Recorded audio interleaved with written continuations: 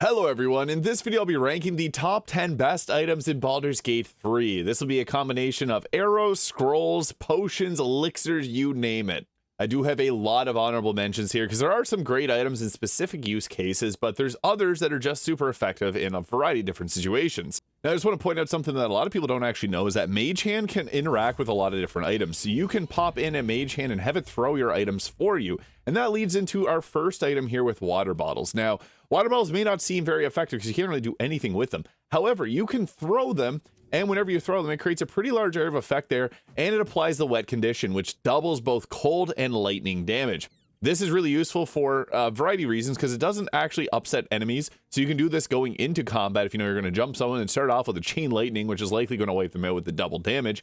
But another nice thing about water bottles is it'll actually turn invisible creatures visible. So let's say Gale here wants to sip a potion of invisibility to turn invisible. The enemies can't see him. Well, that's no big deal because we can go ahead here using our Mage Hand or ourselves to throw the water bottle, and you just have to hit it near him and it'll reveal them and apply the wet condition, which again, then you can just blast away the cold or lightning spell. Now in Baldur's Gate 3 is actually a free action to drop items, so you can drop something down there and then have your trusty Mage Hand go ahead and pick it up. So using their throw action, you can pick that up and then drop it down in a certain area, which is super effective because you can pop this before getting into combat, and now you got everyone here all wet. So extremely useful and a very underrated item because they're literally scattered around camp and in a variety of different places. I always recommend buying water if you can find it, just for that one reason there. If you got casters on your team, it doubles their damage. Very effective. So that's our 10th item. Now, number 9, I'm going to combine two items together because they're useful in different phases of the game. So void bulbs are very effective. However, you can only get them in Act 1, oddly enough. So stock up at Omelume because you can sit them from him. So with this item here, you can throw them as well. And what it does, you see this area of effect, it's going to draw everyone into that area there. So boom, pretty comedic. But why is this good? Well, you can group everyone up together and then drop some of your more powerful spells like Ice Storm or Fireball. Or if you got any other type of attacker, it's nice to just have them all together for cleave attacks and things like that. So an Act 1 only item, but we also have an Act 3 only item. That's why I'm going to combine these together with the Sanguine Explosion, which does a 48 force and 48 fire, and it leaves behind a fire surface for 2 turns. It also has a pretty large area of effect. I was going to throw this, but Scratch wants to play, and I can't do this. Now, a lot of people don't know where to get these. So the Crimson Draughts here, which is in Act 3, right beside the lower city wall, you just go down here. Araj Lodra here will actually sell them to you only if you donate blood, and you can do this per long rest. So you can just go ahead here, chat with her. There'll be a dialogue for giving the donating your blood, and then you go into her inventory here and she will have 2 of these per long rest. So yeah, they have a lot of damage, upwards of 64 damage, and a huge amount of, or a huge range of effect, and you can get these relatively easily from her. Now, unfortunately, the trick if you level up your character, which refreshes the inventory of traders, doesn't work here. It's only per long rest, so you do have to go donate your blood to her, and then you'll get that extra 2 items. So the reason I combine these together is void bulbs are extremely useful, but very hard to get, and then same thing here with the sanguine explosives. They're both very useful, and we also have some other throwable items here, like the smoke powder bombs, which are also pretty useful, but a 3d4 plus 9 force damage is not super powerful when you compare the sanguine explosion here. And for number 8, we have the Potion of Supreme Healing. All potions are pretty good in this game. And actually, the best healer in the game, believe it or not, is a throw Zerker because you can throw these. So that's the preferred way of utilizing the items. The area of effect is not large, but you can see here where you're going to land with the target. So you can throw it just on the ground there. Bonk, 41, 44 healing. That is really effective. And the nice thing is your Mage Hand also can utilize these too. So you can just go ahead and drop them. I'd recommend splitting it first, and then having your Mage Hand go ahead and grab the health potions there. It's a lot of them, but I'm just going to demonstrate this. So you can grab the health potions and then throw it at your team. Yeah, don't forget to split them because it doesn't actually stack them up like that. You only got the 40 health there, but very useful. Obviously, healing potions are kind of essential to the game. Some people don't really use them though. So use them, don't hoard them, and buy them often.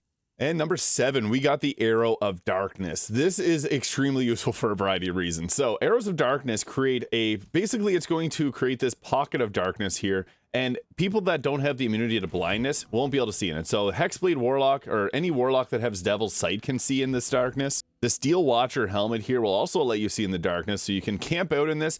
And darkness, I know a lot of people don't love darkness.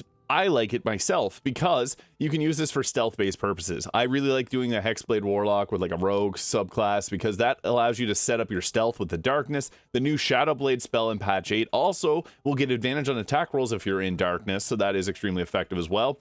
But the reason it's so good, it only lasts for 3 turns, but it's better than holding a concentration. Typically, if you cast darkness, like if you have the racial trait for darkness, you have to hold a concentration on it. Same thing as if you're got it from a spell list. And it's not always the best thing to hold a concentration on darkness when you could just use an arrow and hold it that way instead. So very effective for a variety of different reasons. There's also an item that can do this, a weapon I should say, with a Shard Spear of the Evening. It does have an attack here, the Shadow or Edge of Darkness, which will create darkness when you attack for 3 turns. The same concept here, but you can get that from an arrow instead, which is extremely useful. Now, arrows are really good in Baldur's Gate 3. This was tough to only limit myself to 2. I didn't want to take too many from the same category, so we only have like 2 elixirs, 2 potions, etc. Arrows of Darkness are extremely good. Honorable mentions go to the arrow transposition here. This is basically Misty Step, but arrow. So you can shoot it, and then you teleport to that location. That is pretty nice, though, in a variety of different situations. If you see them, they're worth grabbing. Now, one of the most underrated arrows, I also think, is the Arrow of Arcane Interference. This deals additional piercing damage, but it breaks the enemy's concentrations and also silences them for 1 turn. So this is really good if you're going against a spellcaster, because you can just shoot at them, and then they become silenced. Sorry, Shadowheart there. With this, you can end a very difficult concentration. Like if someone's holding concentration on Hold Person or Sleet Storm or something like that, you can end it very fast with an Arrow of Arcane Interference. And also the Arrow of Ice is really good too, because this creates a nice surface. You don't even have to hit the target. You can shoot this at the ground. The ice damage will hit in that area of effect, and it creates ice surfaces. If you have water bottles thrown around, it creates even further ice on the ground, and then it knocks them right on their arse. So yeah, it is hilarious and very effective to use. Arrows of Ice are very nice. And also, what's cool, so these ones use your arrow and weapon damage. Smoke powder arrows, which are somewhat common once you hit level 9, actually don't do your weapon damage at all. They do fire and force damage additionally, and they have that huge radius, and they knock people back. They're really good, so I'll just give you a demonstration there. Boom. I guess I didn't hit anyone with that, but yeah, they are really effective as well. And then also the Arrows of Roaring Thunder, which you can use to knock people around. So this is good if you need to position people or knock them back into like a Hunger of Hadar. So yeah, there's a lot of really good arrows, but I think Arrows of Darkness are the second best arrow. And obviously the absolute best arrow, which is our 6th best item in the game, the Arrow of Many Targets. This won't really apply unless you're in combat, but it's going to jump around to the closest targets, but there's a massive benefit here. Let's say you have the Drake Throat Glaive, which is an item that lets you apply elemental damage type onto a weapon. You can use the Draconic Elemental weapon here, and specifically the cold one, and apply it onto your weapon. And make sure you have your bow drawn out to be able to apply it to the bow. And then if you have the Snow Burst Ring, this whenever you deal cold damage will create a 4.5 meter circle of ice below the target. So you can then go ahead, shoot your Arrow of Many Targets. It's going to bounce around to multiple targets, leaving an ice surface below each of them, which is crazy because then they're going to run away and slip on the ice, and it leaves massive amounts of ice around targets.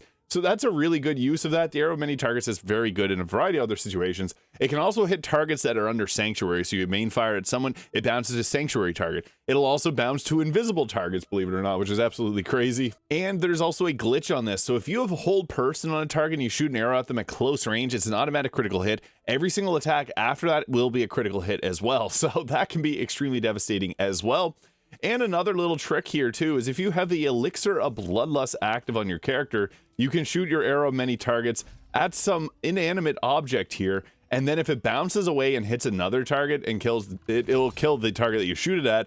It'll actually give you the extra attack. So it's kind of a cheese. It works oddly enough. So you have to break a target, like a crate or something like that, and then have that arrow hit another target, and then it'll actually count as a bonus, or gives you an extra action from the Bloodlust potion. The Sharpshooter bonus is also applied to the arrows that it does half damage whenever it hits another target, but the Sharpshooter benefit still applies at +10.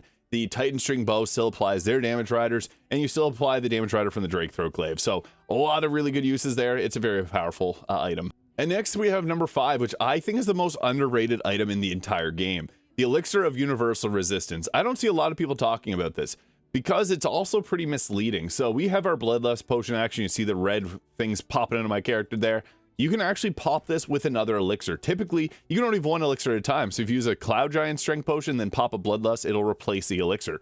This will give you it for 10 turns, resistance to all damage types. This is extremely effective. You can also go ahead here and we'll throw one of these. Oops. So you can throw this to somebody here. You do have to hit the target though. I don't know why it's not throwing it for me. You can throw that there.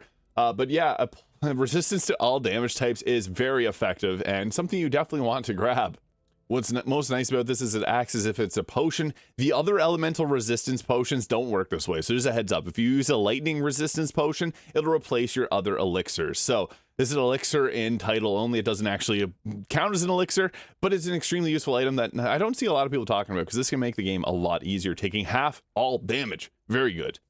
But next up, we got the Potion of Speed, and this is our 4th best item in the game. It's very good. Now, this will give you an extra action, a +2 bonus to armor class, advantage on dexterity saving throws, and doubles your movement speed for 3 turns. After that, you become lethargic and lose your turn.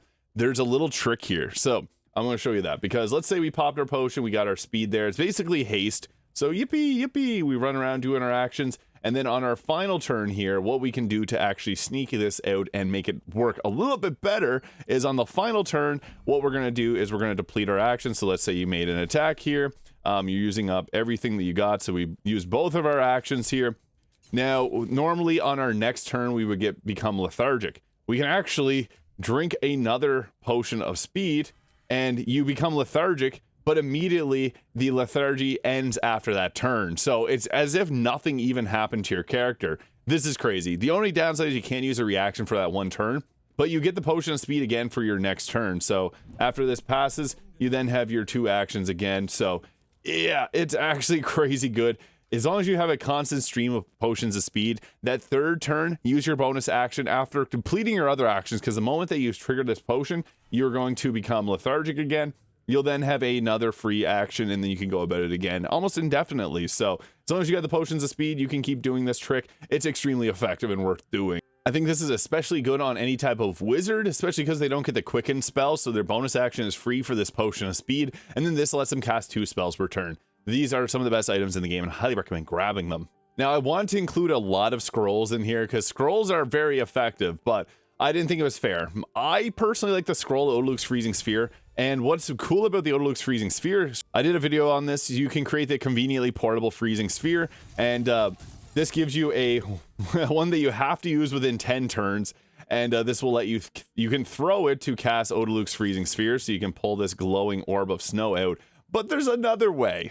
So what's crazy here is, let's say you create a ton of these globes and give them to someone, you can one-shot any boss in the game by making the entire stack of them explode on them. So yeah, you gotta watch out because they only last for 10 turns, but you can have your entire party making the Odaluk's Freezing Spheres, and then whenever you have them made, you can throw it there, or you can just leave it in your pocket and have them all explode, and your person will just literally be a nuclear explosion that takes out everybody with cold, icy madness, and then make them all slip. But that's not the spell that I chose here. I also think that the Scroll of Chain Lightning is extremely effective, obviously, because it's Chain Lightning.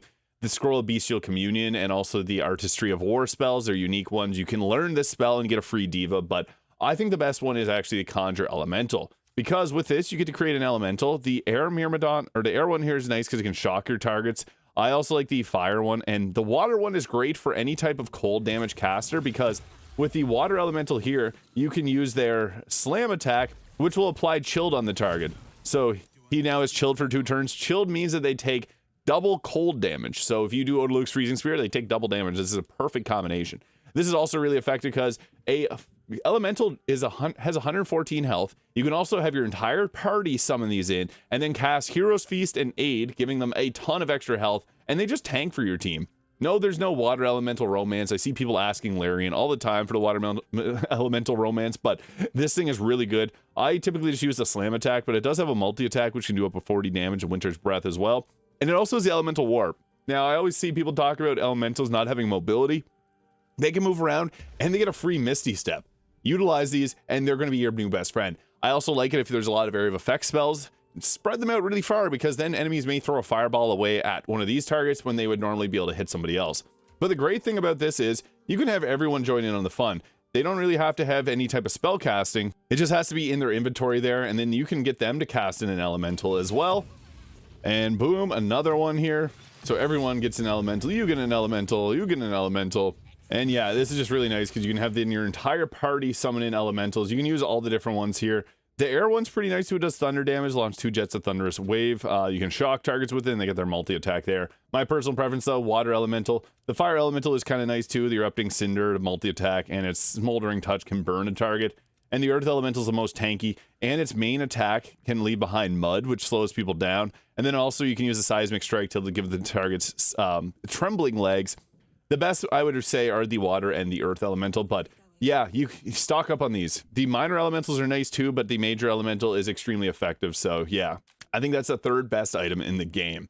But now to the final two. These are both elixirs, but the reason that they're so good is because they can really change your build entirely. Now there's 2 different ones here, and they're for 2 different purposes. The elixir of Cloud Giant Strength will set your strength to 27, which you naturally can't get in this game without using that potion. So for that, obviously it's really good. This gives a +8 to strength checks. And that also means it's a +8 to your Titan String Bow. That's a +16 to the Baldur and Giant Slayer's damage. And really, any type of character that's going to use the Tavern Brawler feat gets a +16 to their damage and their attack rolls. If you use a Strength Potion and use Tavern Brawler, your Monk will never miss. Your Barbarian's throwing attacks will pretty much never miss. So this can enable some of the most powerful builds in the game. But another reason that it's so good is you can actually dump your Strength, put it into 8, put those points in your Dexterity, because Dexterity is really good in Baldur's Gate 3. This gives you Initiative, and the D8 Initiative is what this game uses. So if you have a +4 to your Dexterity and someone else has no Dexterity, you will pretty much always go before they do. So that allows you to redistribute your stats. Wisdom's also a really nice stat to have because Wisdom saves are so important. So it's good for a variety of builds because you can literally just dump your strength. So any melee attacker, the bard, or even a bard can benefit from it. Anyone that's going to use a weapon for attacking, but most notably the monk and the barbarian benefit the most from this. And another cool thing is you can actually throw this item too, and it'll only last for 10 turns if it's thrown. So that's something just to keep in mind. But you can throw that down there, and you can see we got the Elixir Cloud Giant Strength for 10 turns. So big bang for your buck because you can really utilize this extremely well. Given the full team access to that extra strength. So really effective there. Yeah, you can beef up your summons quite a bit with their strength. You can also do this on a mage hand, funny enough, so you can throw that on the ground and give them the higher strength. And it actually will boost up their damage because I showed you the water elemental earlier with a max 40 damage. Now it's 48. So yeah, all their attacks will become stronger. I don't fully recommend always using it on your elementals, but it can apply to anyone and boost up their overall damage. So that's the best elixir for melee attackers, but I think the best one overall, the best item in the game is the Elixir of Bloodlust. You can get these from the start of the game. They have a 38% chance of appearing. Whenever you kill a foe, you gain 5 temporary health points and gain an additional action. That is really good in itself because that extra action means that you can do a lot of good. Now, if you're in honor mode, this actually won't give you an extra 3 attacks. So if you're a fighter, let's say you got level 11 fighter, 3 attacks, boom, you took out a target, and you have the Elixir of Bloodlust. That extra attack, or the extra action that you get, can only do 1 extra attack. Similar to how haste works in the game. So if you're a fighter, same deal. If you got haste, you can only do 1 attack. But the thing is, for spellcasters, this lets them cast another spell. So if you dropped a chain lightning and you took out a target, and then your Bloodlust potion activates, you can do another chain lightning. And then if you're sorcerer, it's another chain lightning. If you got haste, so you can do 4 chain lightnings theoretically per turn. So yeah, that's really good for a variety of reasons. This is also really good on rogues because they get their sneak attack for their first action, and then you can use their second action for just another attack, which they typically don't get a normal extra attack. So a little bit of usefulness there, but I think this is primarily best on spellcasters, and yeah, it's very effective. The only thing is this item can't be thrown like the strength potion, so that is one downside to it, but an additional action, enough said. That makes it the best item in the game because you can continuously keep getting those actions. The potion of speed lasts for 3 turns and has that downside of you having to keep drinking them to keep it going, but some honorable mentions. Soul coins. These power infernal engines on Karlach, so if she's a barbarian or if she's a monk, she's going to get extra fire damage on her attacks, which is always a nice thing to have. Obviously, thieves' tools, those are very valuable. Shovel. Use this. You can also, if you fail the perception check or if you fail the survival check, you can actually use this to start digging. Yeah, with that, you can actually just target the ground with this. Obviously, you can't dig inside of here, but if you've seen that you failed the survival check, just dig anyways. You'll get the chest. So shovels are very underrated. Also, the elixirs of vigilance. This will give you a +5 initiative. Basically, the alert feat. This is really nice too on someone that just wants to go first. Elixir of heroism gives you blessed, and the cool thing is this bless actually stacks with other sources of bless. So if you have that 1d4 bonus to attack rolls and saving throws, you can make it basically a 1d4 plus another 1d4. Really nice. Obviously, I mentioned the other scrolls too. Potions of angelic slumber. So you pop this, you fall right to sleep, but you get the effects of a long rest. That's pretty good. And there's also ones that restore short rest. Supreme Elixir of Arcane Cultivation. Now, the Supreme one and the Greater one, that gives you a level 3 spell slot. What's good about this is you can use this on the Eldritch Knight or the Arcane Trickster and learn Shadow Blade at level 3, which gives you the 3d8 versus the 2d8. So this is really good on the Eldritch Knight. Overall, really good item too. And Potions of Invisibility, a bonus action invisibility is really good too. So those are the best items in Baldur's Gate 3. Top 10 with a bunch of honorable mentions. Let me know your thoughts or what your favorite item is in the game, and hit the subscribe button below if you haven't already. I hope you have a great day, and we'll catch y'all in the next video.